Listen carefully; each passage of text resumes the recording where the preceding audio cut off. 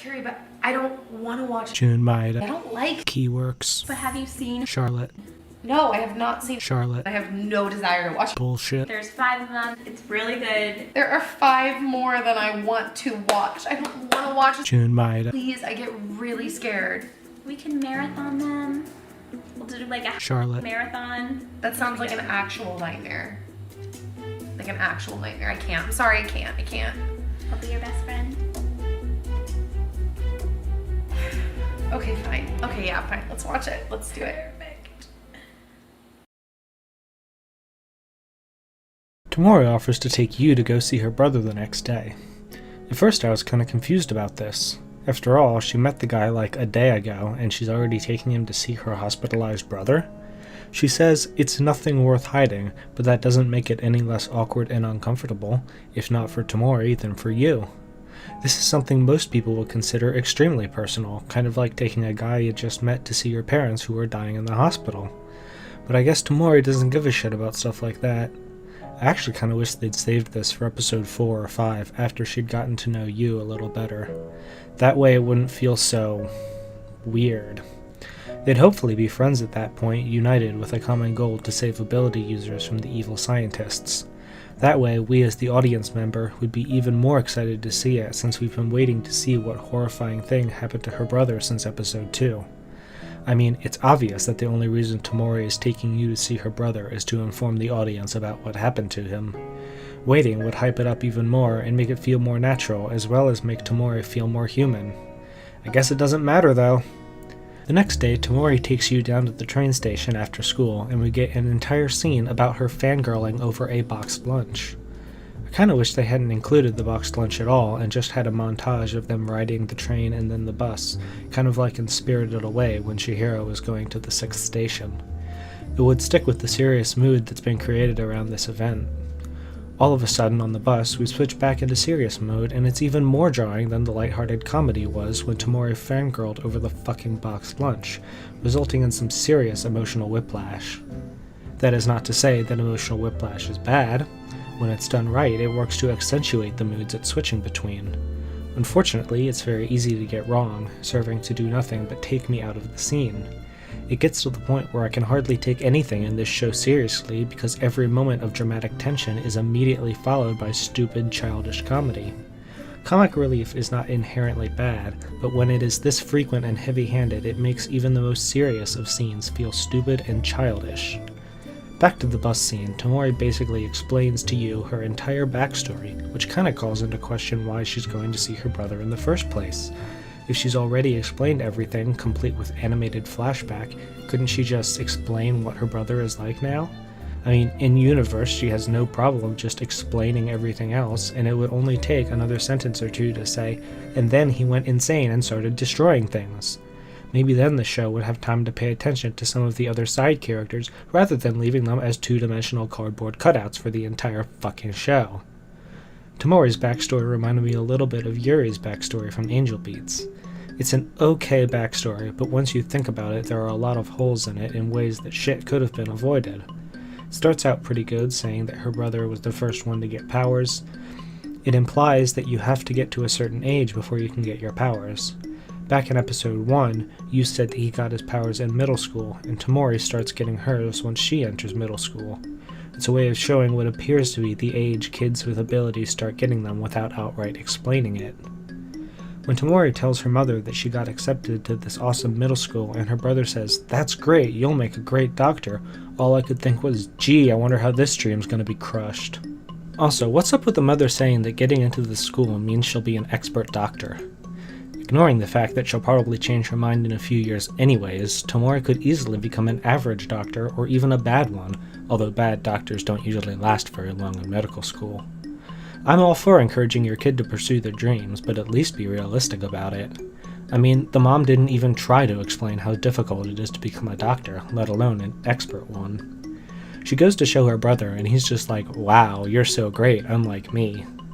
I don't know what the intended effect was supposed to be here, but it only served to make me burst out laughing. Once again, we learn about his character via exposition dump. I dropped out of high school, and I have a band, and now I'm going to go join a record label and get my band noticed so I can go live on my own. He tried to get Tamori to listen to the kind of music he likes, but she's like, no, I don't like rock music. He tries to convince her that Zeehind, how the fuck do you pronounce this band, isn't rock, it's post-rock. And I'm like, wow, I wonder if that's gonna come up ever again. Time skip to what's probably a month or two later, and oh my god, Tamori didn't get into her school?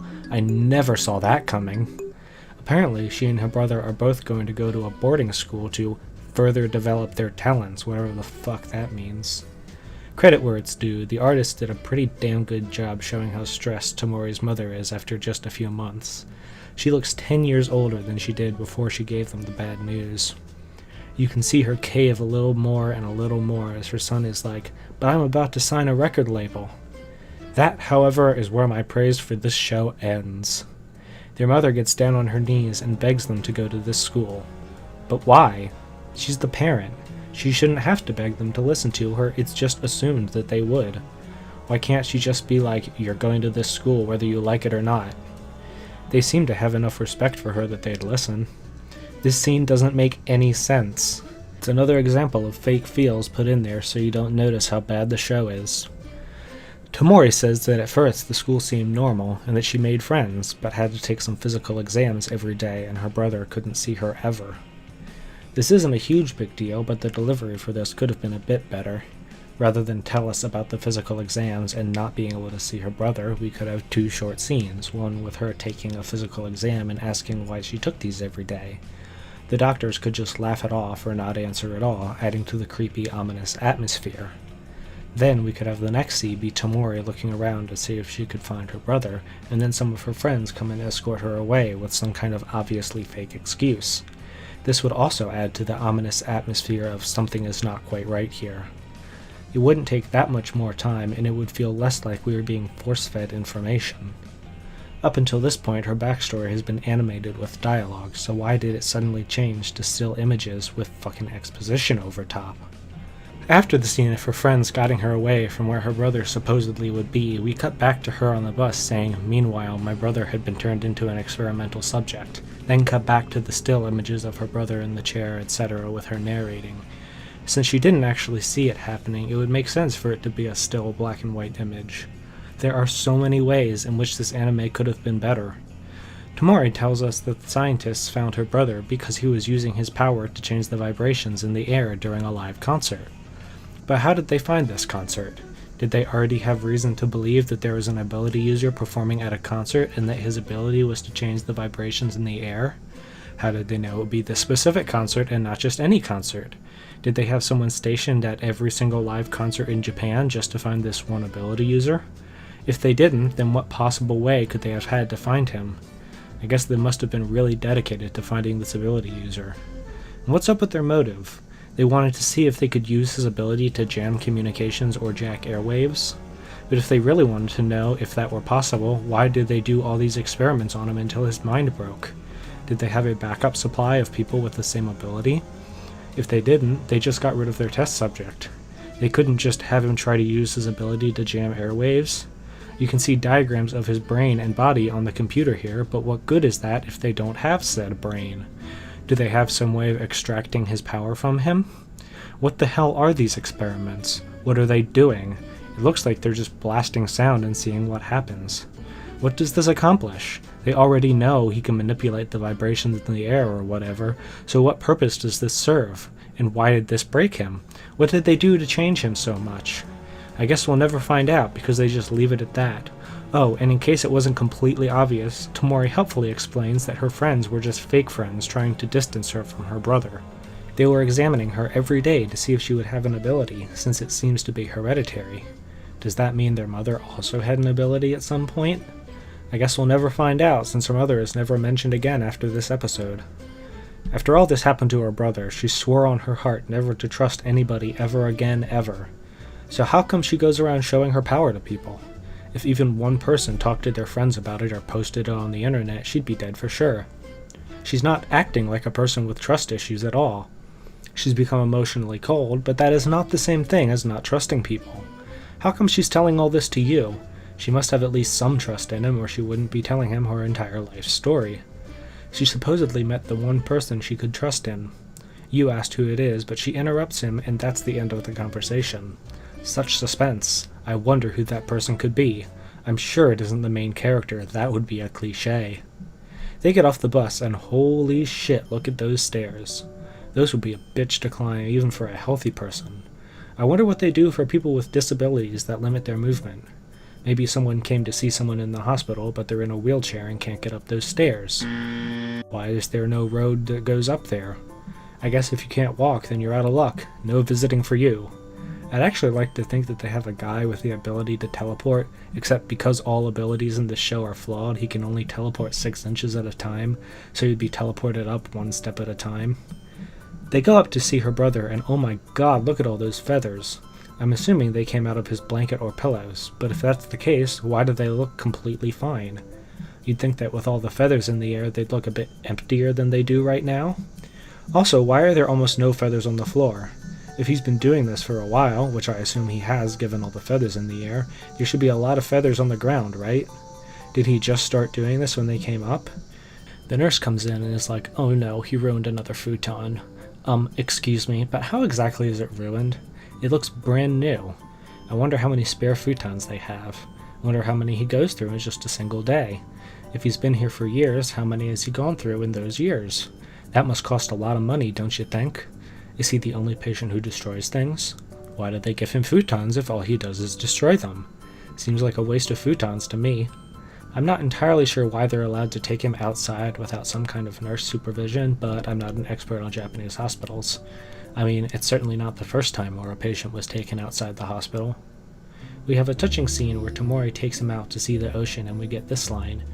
でもこんな特別な環境、一体どうやって? 唯一信頼できる人のおかげです。 But how did they get him down to the water like that? The hospital itself was pretty far above sea level. The place where they're standing isn't right at the edge of the ocean, but it's a hell of a lot closer than the hospital was. Maybe they really do have someone who can teleport you down 6 inches at a time. Yu and Tamori talk about stuff, and he says that maybe there will be a drug eventually that can cure her brother. Tamori says nobody is researching it because, to scientists, people with ability are like batteries, which is just such bullshit. Even if these scientists had no sense of human values, they would still want to keep these test subjects. Even if they can find someone with another ability, there's no guarantee it would be the same ability or even a similar one. So far, every ability we've seen has been different from every other one. There might be another person who can do what Tamori's brother did, but there's no guarantee they even live on the same continent as him. If the scientists really want to study a specific ability, they wouldn't treat the person with that ability like a battery, because then they wouldn't have that specific ability anymore.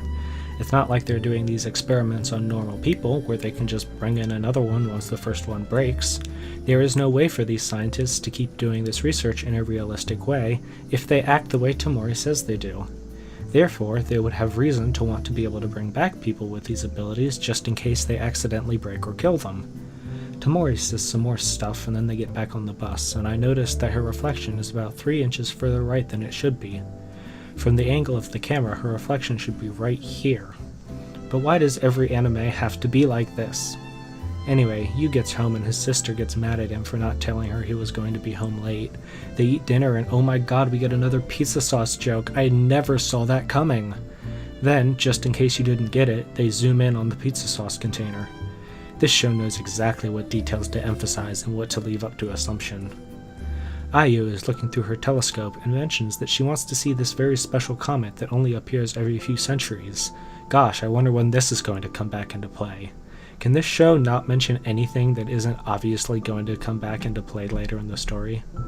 Yu looks out the window, and then the episode ends with a painfully mediocre ending song.